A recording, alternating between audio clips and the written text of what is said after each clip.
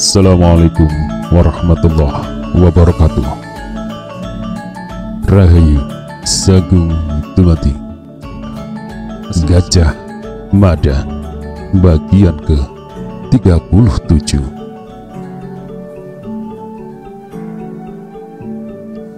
Telik Sandi yang menyusup di antara pasukan Bayangkara itu segera meminta diri.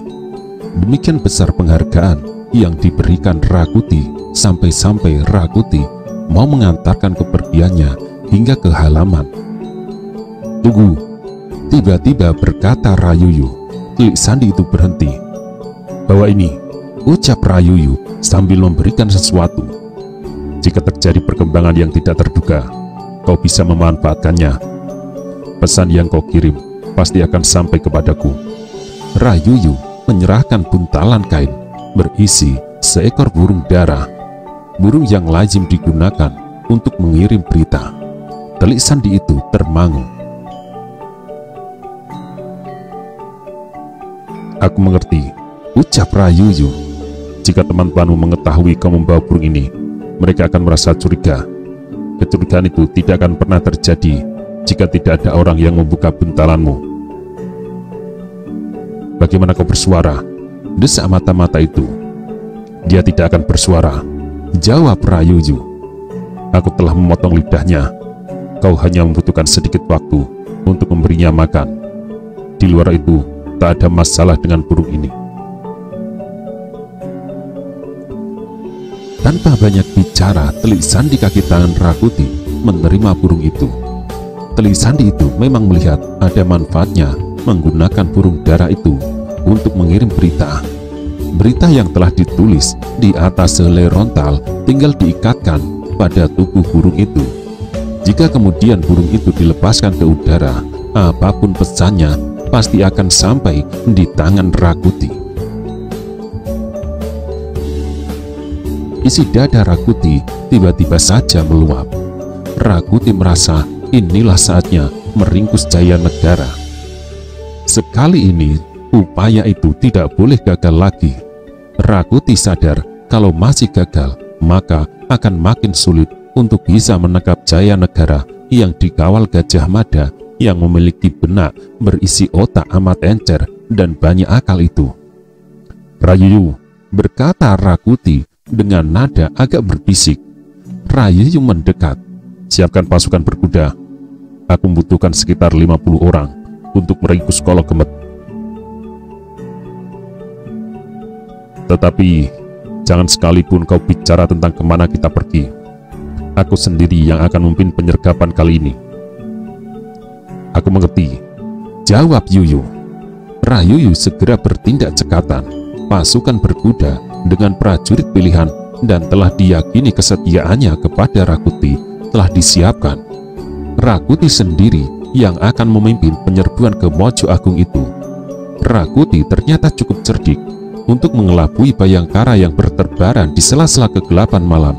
Keberangkatan menuju Kabuyutan Mojo Agung itu tidak langsung mengambil ke arah barat, tetapi mengambil ke arah timur.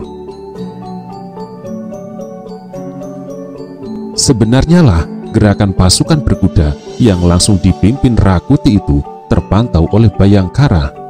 Bayangkara Singaparapen menyampaikan hal itu kepada Gagak Bongol.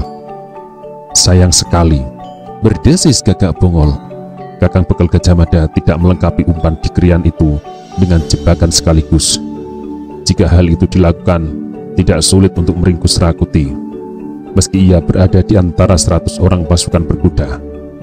Apakah kita perlu membuat jebakan itu?" Berbicara Lembang Laut, "Mungkin kita perlu menyusul mereka." Gagak Bongol termangu sejenak. "Sebaiknya tidak usah," jawabnya. "Yang kita lakukan saat ini adalah mencari hubungan dengan beberapa pihak yang berseberangan sikap dengan Rakuti.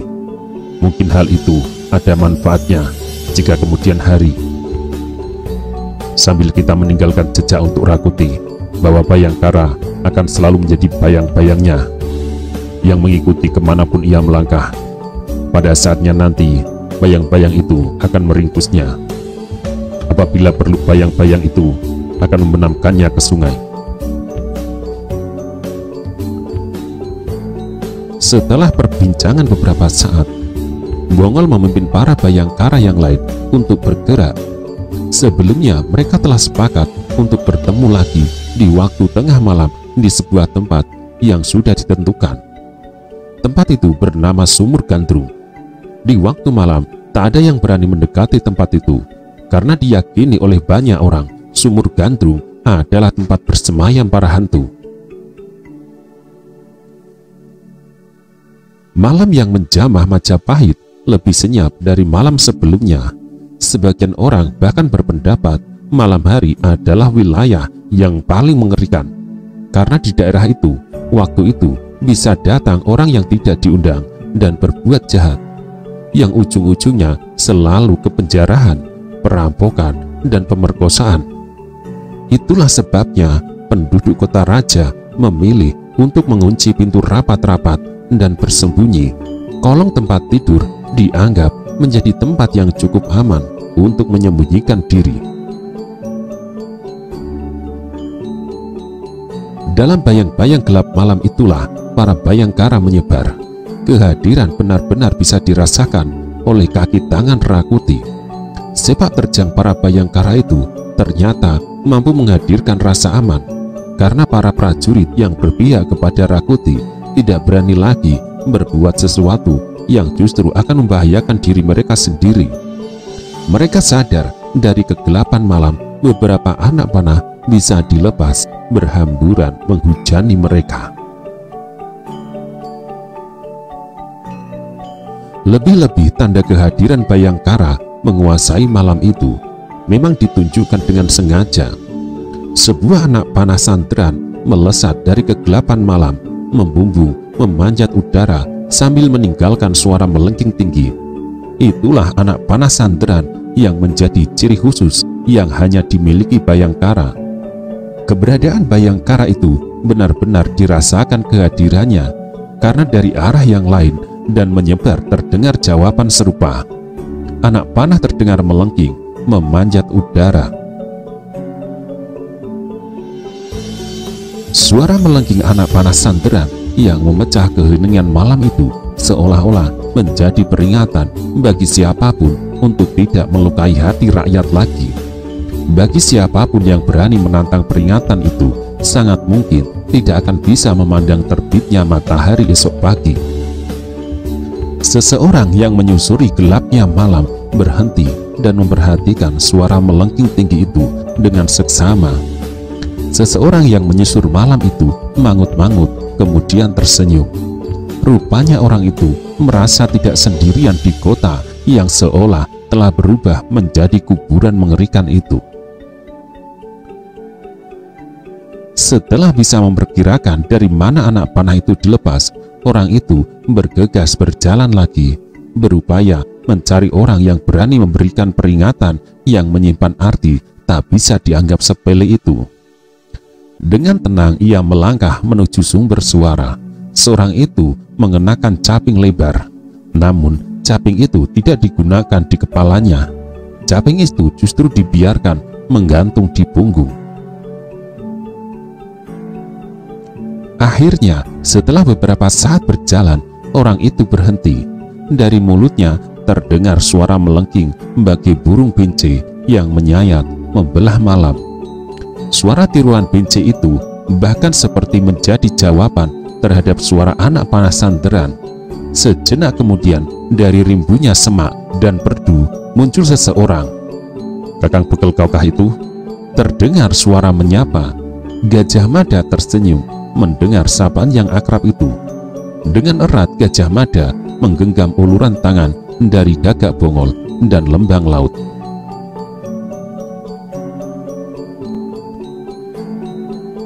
"Kau berada di sini?" lanjut Lembang Laut. Gajah Mada mengangguk. "Tadi siang aku menyusup. Aku melihat apa yang mereka lakukan pada penduduk yang melakukan PP. Aku juga mendengar semalam kalian telah membebaskan Mahapati Tada." Gagak Bongol mengangguk. "Kami berhasil membebaskan Mahapati Arya Tada. Beliau saat ini berada di tempat yang aman. Sebaliknya, justru kami tak sabar ingin mendengar bagaimana Sri Baginda Jaya Negara."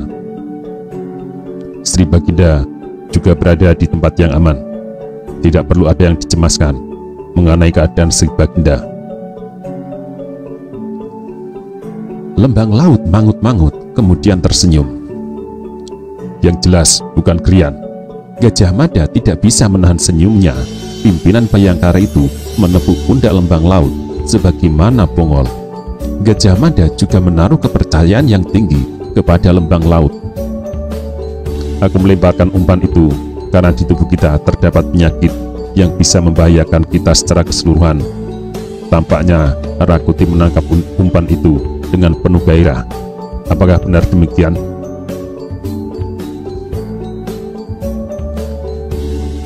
Benar Kakang Bekel, jawab Lembang laut. Meski Rakuti berusaha menyamarkan, kami memang melihat prajurit yang dikirim bergelombang. Mereka tidak berangkat secara berkelompok, tetapi terpisah-pisah. Arahnya jelas Grian. Artinya, lanjut Gajah Mada, pengkhianat itu ada. Tubuh Bayangkara disusupi oleh telik sandi kaki tangan Rakuti. Kalian sudah menemukan jawaban siapa telik sandi itu? Suasana pun menjadi hening. Semua digoda oleh pertanyaan itu. Siapa sebenarnya mata-mata yang tidak tahu malu? Tiga-tiganya menjadi pengkhianat, mengkhianati teman-temannya sendiri. Dengan singkat dan gamblang, Gagak Bongol dan Lembang laut melaporkan upaya mereka mengetahui siapa sebenarnya mata-mata itu. Setidak-tidaknya hal itu bisa dilihat dari mereka yang ngotot pergi ke Grian. Telik sandi itu jelas berada di antara mereka. Gagak Bongol menyebut nama-nama yang berada dalam kelompok itu. Itulah mereka Kakang Bekel, lanjut Lembang laut.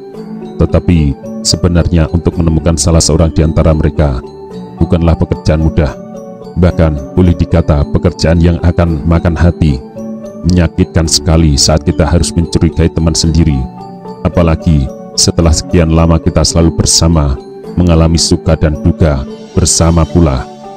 Aku mengerti, potong Gajah Mada, namun kita harus menemukannya.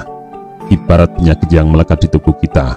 Apa boleh buat, jika perlu, tangan pun harus dipotong, karena penyakit itu melekat pada tangan itu.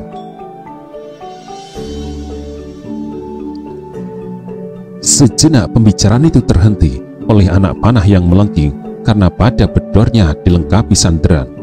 Lagi-lagi suara itu menjadi pertanda keberadaan Bayangkara serta menjadi peringatan bagi kaki tangan Rakuti untuk tak berbuat macam-macam. Kapan kalian akan berkumpul? Bertanya Gajah Mada. Tengah malam nanti, jawab Gagak Bongol. Kami sepakat berkumpul di Sumur Gandrung. Gajah Mada termangu. Waktu untuk bertemu memang masih cukup lama.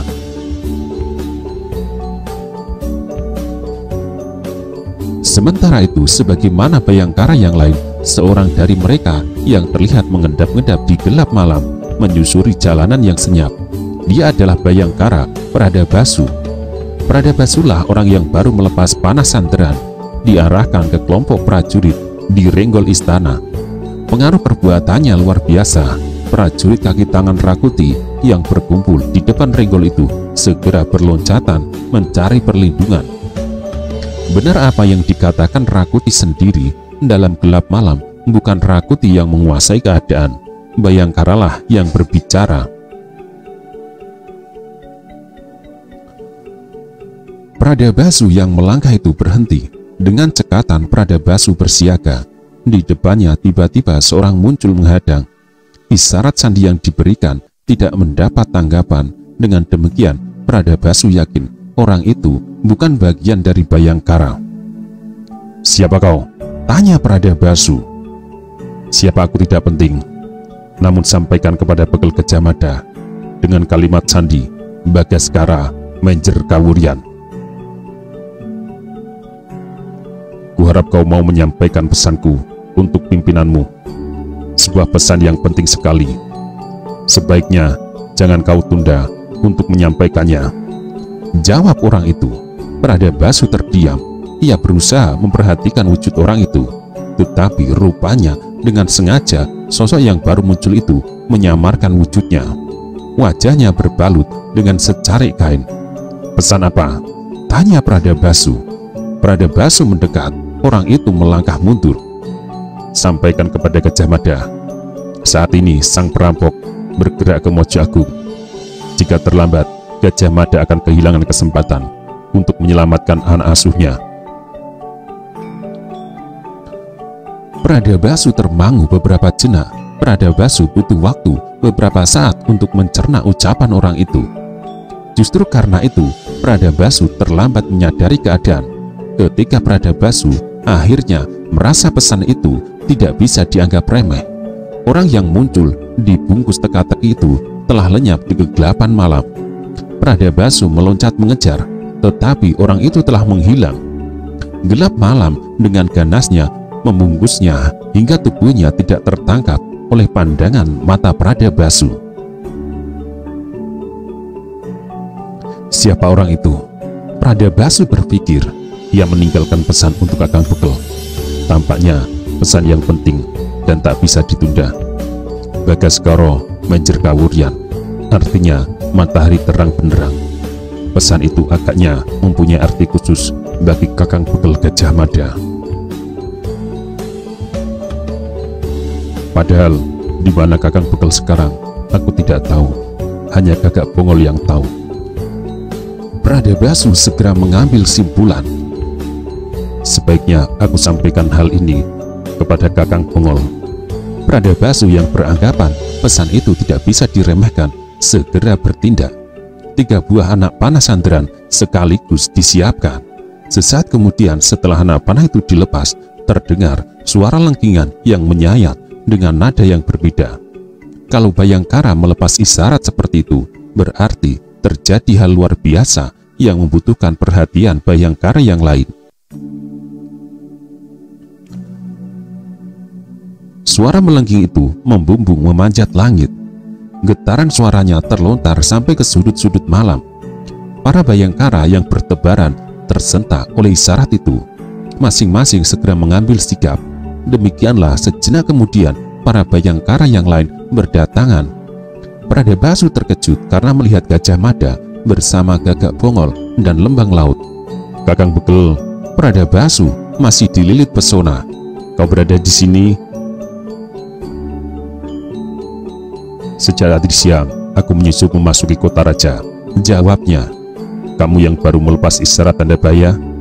Ya, jawab Pradabasu sigap.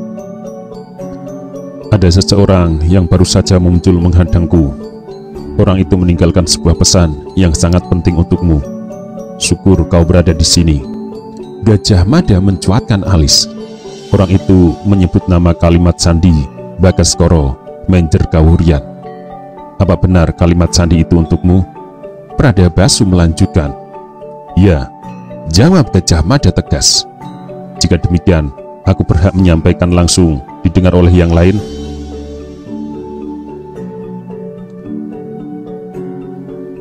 Gajah Mada sependapat. Memang ada bagian-bagian tertentu dari berita yang diterimanya tidak harus didengar oleh anak buahnya.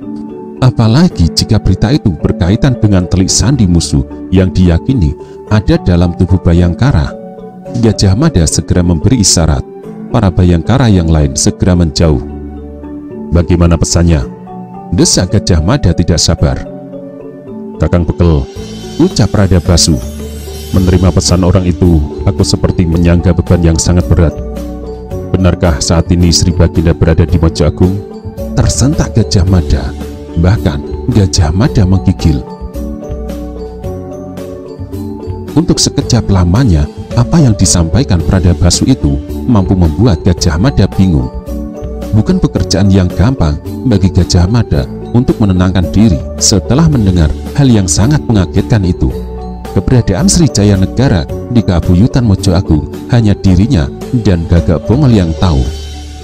Di mana Jaya Negara terpagari oleh teka-teki yang sangat rapat. Ternyata kini apa yang diyakini amat rahasia itu sudah bukan rahasia lagi.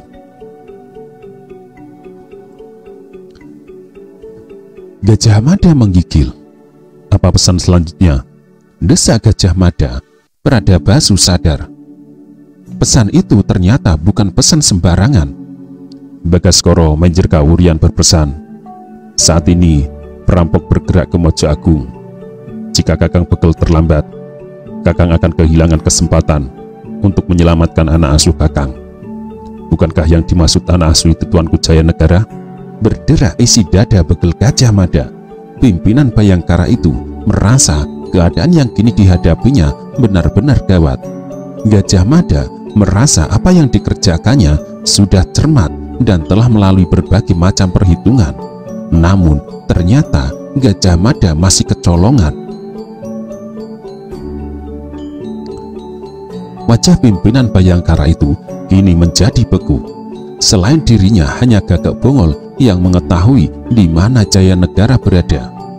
Kalau sekarang rahasia itu telah diketahui musuh, berarti Gagak Bongol telah membocorkannya. Gagak Bongol, pengkhianat itu yang telah tega menjual diri kepada Rakuti. Gajah Mada amat sulit menerimanya. Betapa pahitnya Gajah Mada harus menelan kenyataan itu. Dengan sekuat tenaga, Gajah Mada berusaha berpikir bening.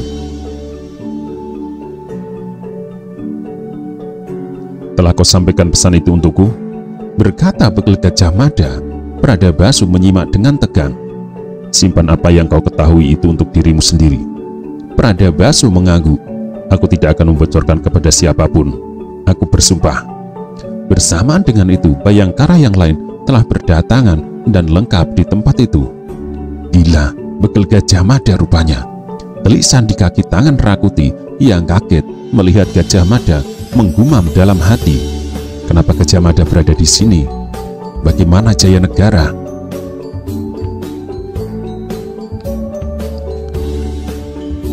Semua Bayangkara menunggu Gajah Mada berbicara. Seandainya saat itu hari berada di siang, tentu semua akan melihat betapa kelam wajah Bekel Gajah Mada itu. Wajah menyiratkan rasa kecewa tiada terkira. "Gagak Bongol, ikut aku," berkata Gajah Mada tegas. "Yang lain menunggu di sini. Perintah telah dijatuhkan." Gajah Mada tidak perlu mengulang lagi apa yang diucapkannya. Dengan bergegas, Gajah Mada melangkah yang segera diikuti oleh Gagak Bongol di belakangnya. "Ada apa Kakang Bekel?" tanya Gagak Bongol heran. Gajah Mada membeku, hening sejenak. "Aku tidak percaya kalau kau pengkhianat itu," kata pimpinan Bayangkara. "Katakan padaku, kecerobohan macam apa yang telah kau lakukan?" Gagak Bongol yang merasa tidak tahu ujung pangkalnya dan duduk persoalannya kebingungan. "Aku tidak mengerti apa yang Kakang maksud," jawabnya. Bekel Gajah Mada benar-benar marah. Isi dadanya menggelegak butuh penyaluran. Ia benar-benar dibuat pusing sepak terjang telik sandi kaki tangan Rakuti itu. "Apa dasarnya aku menuduhmu? Kaulah pengkhianat itu," lanjut Bekel Gajah Mada. "Selain aku, hanya kau yang mengetahui Sri Baginda Jaya Negara kuamankan di Mojo Agung. Bagaimana rahasia ini bisa jatuh di tangan Rakuti?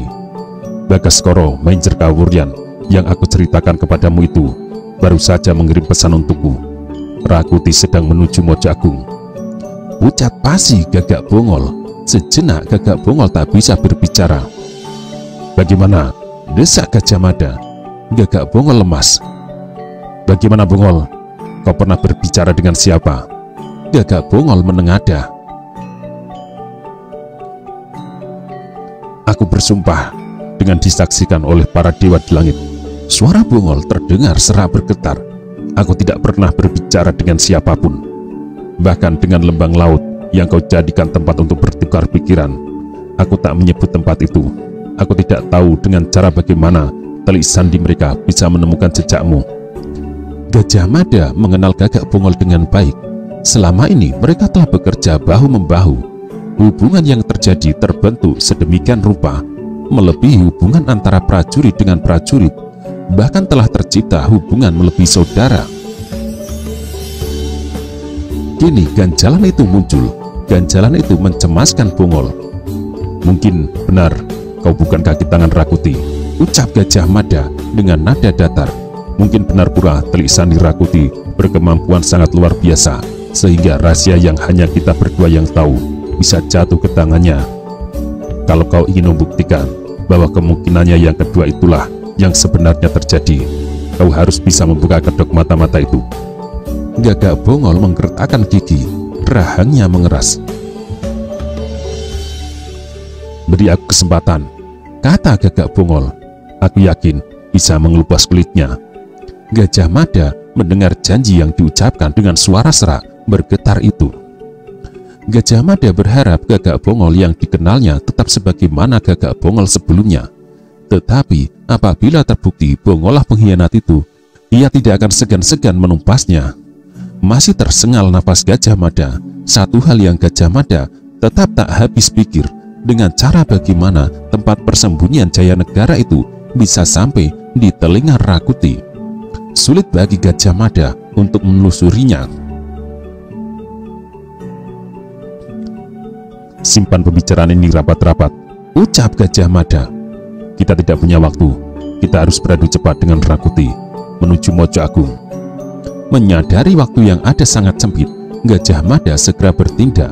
Maka sejenak kemudian pasukan khusus Bhayangkara itu bergerak keluar dari kota raja ke tempat kuda-kuda yang mereka sembunyikan di sebuah pategalan.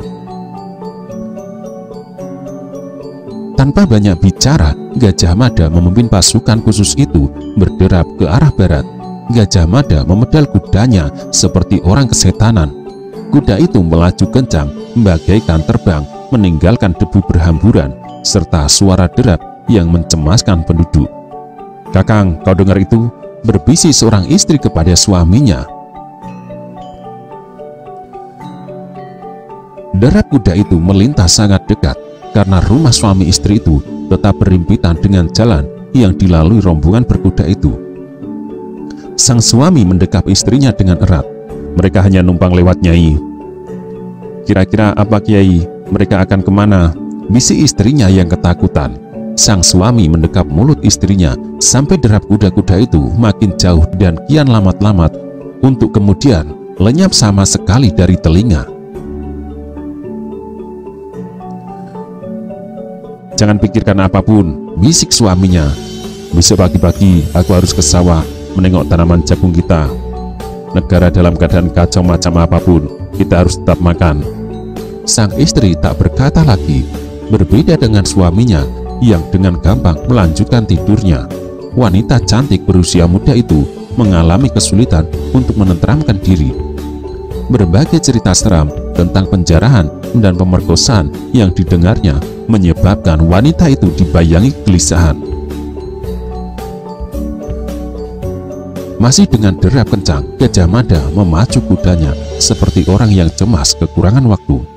Untunglah bintang-bintang di langit dan sepenggal bulan yang timbul tenggelam di sela-sela mendung membantu memberi penerangan yang cukup untuk kuda-kuda tunggangannya melaju terus dengan kencang. Di antara segenap Bhayangkara yang mengiringnya, mata-mata kaki tangan Rakuti tersenyum. Perhitunganku ternyata benar, berkata Telik Sandi itu untuk dirinya sendiri. Meski Gajah Mada tidak mengucapkan perjalanan ini, jelas mengarah ke kebuyutan Mojo Agung. Rupanya Gajah Mada mengetahui persembunyian Jaya Negara telah bocor. Tentu seseorang telah memberitahu Gajah Mada mengenai hal itu. Artinya Gajah Mada juga meletakkan Telik Sandi memata-matai Rakuti. Bukan main. Itu artinya Rakuti dan Gajah Mada saling menempatkan Telik Sandi, saling mengawasi.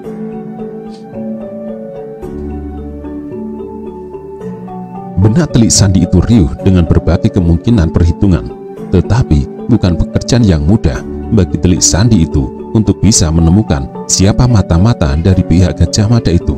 Ah, peduli setan, ucap mata-mata kaki tangan Rakuti itu.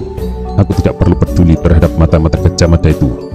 Yang penting pada saat ini, Kolo Gemet harus berhasil diringkus. Rakuti pasti bisa menyelesaikan permainan ini dengan baik. Pada saatnya nanti, para Bhayangkara akan terbelalak ketika mengetahui siapa sebenarnya aku. Rombongan berkuda itu terus bergerak ke arah barat, menyusur jalanan yang membentang dari kota raja hingga kabuyutan Mojo Agung. Angin malam yang dingin tidak sanggup membengkakkan darah bekal Gajah Mada yang menggelegak oleh amarah yang seolah akan meretakkan dinding kepala. Kuda tunggangannya terus dipacu dengan kencang. Kalau bisa malah lebih kencang, atau terbang sekalian. Di sisi lain, retak hati Gagak Bongol. Bayangkara kepercayaan Gajah Mada itu mencoba memutar ulang segala peristiwa yang telah terjadi untuk menemukan di belahan mana ia melakukan kecerobohan. Mungkin benar yang dikatakan Kakang Bekel, kata Bongol dalam hati. Mungkin aku memang telah melakukan kecerobohan. Tanpa aku sadari, aku telah melakukan sesuatu yang salah, yang menyebabkan semua ini terjadi. Kuda tunggangannya terus berderap kencang. Gagak Bongol tetap tidak habis mengerti. Aku yakin aku tak pernah menyebut tempat itu, ucap Bongol untuk diri sendiri. Bahkan kepada Lembang Laut pun aku tidak menyebut tempat itu. Jika ada kecerobohan, pasti bersumber dari tempat lain. Bisa saja dari Kakang Bekel sendiri.